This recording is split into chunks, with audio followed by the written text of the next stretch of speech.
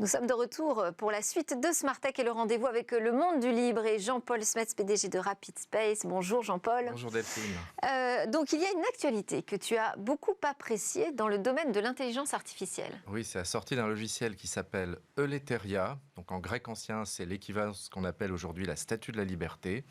Et c'est la première fois qu'on a un logiciel libre capable d'offrir une alternative à un moteur d'intelligence artificielle au nom un peu curieux de GPT-3. Qu'est-ce que c'est GPT-3 ? En fait, c'est un logiciel qui sert à générer des textes. Parce qu'en fait, en intelligence artificielle, traduire des textes ou comprendre des textes, c'est quelque chose qu'on sait faire depuis les années 90. Mais synthétiser un texte avec les émotions d'un être humain, c'est quelque chose dont on pensait qu'on n'y arriverait peut-être jamais. Et alors le mieux pour comprendre, c'est de voir une démonstration. Oui. Donc ce que j'ai fait, c'est que j'ai créé dans un logiciel qui s'appelle headlineme.com une espèce de page de publicité autour du monde du libre. Donc j'ai écrit « Le monde du libre est une chronique » de Jean-Paul Smets dans l'émission de Delphine Sabatier sur Bismart TV qui s'intéresse au logiciel libre et open source. Et j'ai cliqué sur le bouton « Génère-moi des slogans ». Et il m'a généré plusieurs slogans, du logiciel libre à l'open source. Jean-Paul Smets t'emmène en voyage dans le monde des biens communs numériques. C'est assez original. Fait partie du mouvement libre et open source. Et le monde des logiciels libres et open source. Et donc, c'est absolument pas moi, c'est GPT-3. C'est génial. Et c'est pas un deepfake et c'est pas un poisson d'avril. Non, ça marche vraiment. Et donc, ça vient d'une société aux États-Unis qui s'appelle OpenAI, qui en fait a été conçu cette société pour promouvoir et développer une intelligence artificielle à visage humain. En tout cas, c'est ce qui était le plan au départ, quand Elon Musk et Peter Thiel, deux anciens de PayPal, ont créé OpenAI. Depuis, 300 startups ont développé des applications avec GPT-3, qui vont donc de la génération de documents marketing jusqu'à la création automatique de jeux d'aventure en ligne avec Dungeon AI. Et puis la fondation est devenue une entreprise. Elon Musk a démissionné. Ce qui devait être open est devenu pas open du tout. Et ça a commencé à créer un petit peu mauvaise réputation autour d'OpenAI. Et c'est là qu'arrive Euletheria. Et une fois de plus, un homme seul, Connor Leahy, a, tel David contre Goliath, sorti la version libre de OpenAI avec Euletheria, un peu comme Linus Torvalds contre Microsoft il y a quelques années, ou comme Fabrice Bellard contre VMware. Et donc hier, j'ai voulu en savoir plus, j'ai appelé Connor. Ah bah alors c'est super. Alors qui est Connor, notre héros du jour ?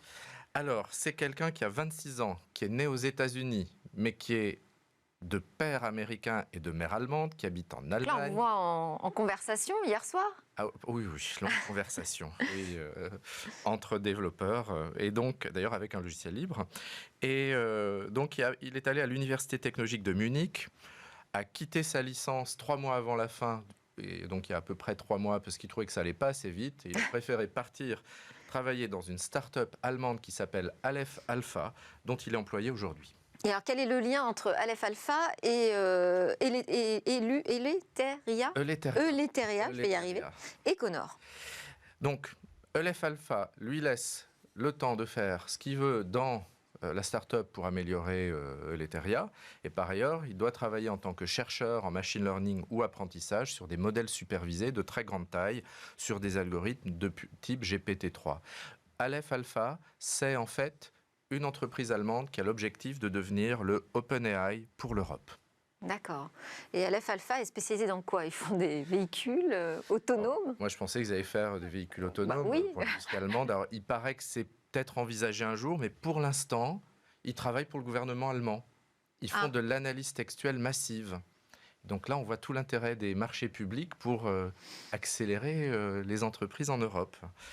Et donc, dans le cas de Connor, en fait, il fabrique des modèles GPT-3 ou de type GPT-3 de très grande taille. Alors, qu'est-ce qui a poussé Connor à créer Euletheria et comment c'est arrivé? En fait, c'est la promesse du open qui n'était pas open à la fin, le fait que ce soit pas libre, qu'on puisse pas étudier comment ça marche. Lui a trouvé que c'était dommage. Il a créé le logiciel, le projet en juillet dernier. Il y a une centaine de personnes qui sont venues l'aider par groupe de 10 et par sous-projet et qui discutent, partagent des infos sur les articles scientifiques. Voilà. Et puis, quand ils ont eu un peu de temps de calcul chez Google, ils ont créé le premier modèle. Puis une société est venue les voir qui s'appelle Codeweaver, leur a fourni des GPU pour remplacer les TPU de Google. Et ils viennent de sortir leur premier modèle de type GPT-3 avec 2 milliards de paramètres. Ils sont déjà prêts pour sortir le prochain avec 20 milliards, puis le suivant avec 200 milliards. À titre de comparaison, OpenAI, c'est 175 milliards de paramètres. Le nombre de paramètres, c'est grosso modo la taille de la matrice. La matrice, donc, à 200 milliards par 200 milliards. Alors, quand on parle d'IA, c'est vrai qu'on parle aussi de jeux de données. Il faut en avoir énormément. Donc, où est-ce qu'ils se les procurent? Eh bien, là, collaboration avec Cornell, et ils ont créé un corpus documentaire structuré qui s'appelle The Pile. 850 gigas de texte pour alimenter leur modèle. Et on voit là encore tout l'intérêt de l'open data. En France, on a le Trésor de la langue française qui a été commencé en 1994. Mais je ne suis pas sûr qu'on ait un corpus documentaire structuré de la taille de The Pile. Donc si on veut... C'est un travail extraordinaire. Ouais. Pardon, oui, et continue. Non, voilà. Et donc ce que je pense, c'est que ça montre tout l'intérêt d'avoir de l'open data issu de la recherche en France, si on veut un jour que l'Eteria fonctionne en langue française. Parce que bien sûr, aujourd'hui, il ne marche qu'en anglais, puisqu'il n'y a qu'un corpus documentaire anglais. Et on peut utiliser, cet outil facilement?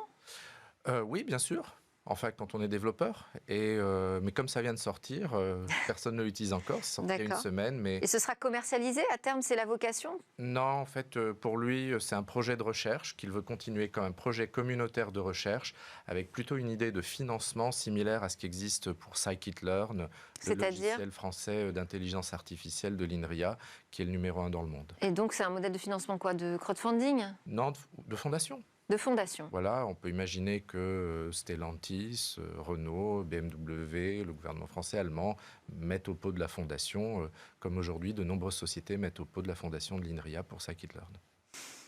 Merci beaucoup Jean-Paul Smets pour cette actualité majeure dans l'IA open source. Ça y est, ça démarre. Et c'est hautement important vu les enjeux qui tournent autour de l'utilisation des données. À suivre, c'est l'innovation du jour. On part du côté de la science avec une technologie qui va nous permettre d'entendre les muscles en action.